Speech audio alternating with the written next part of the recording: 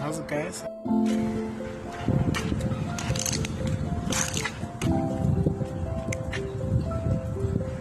Okay, the front fender was badly damaged and the hood just a little bit. It's a little bit bent here. This shouldn't be any trouble to fix. This I can easily replace. It's the fender. The major part is the windscreen and the roof. So I need a lot of work.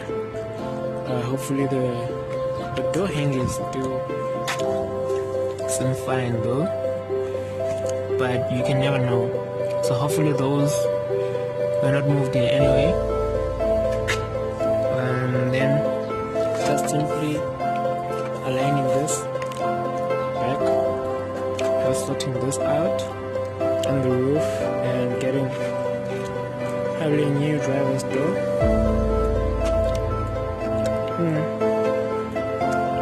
Hopefully. It's a big hopefully. To be completely honest, it's really bad. It's on the one side though. So you can see right here. Obviously this door was pushed down. This door was pushed to the back. Right, the windscreen is cracked. You can see that on camera.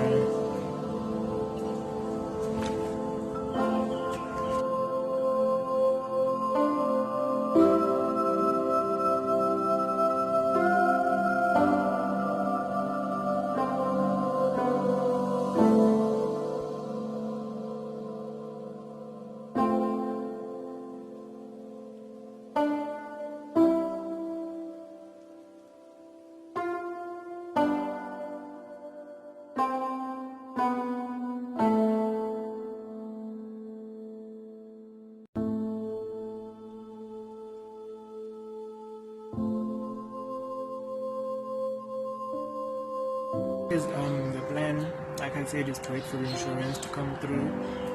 At the present moment, I had to get quotations and whatnot, so I'm still waiting on the first quotation, and I might need to get it towed to other garages so I can get more quotations for the insurance, and then after the payout, I can get it fixed.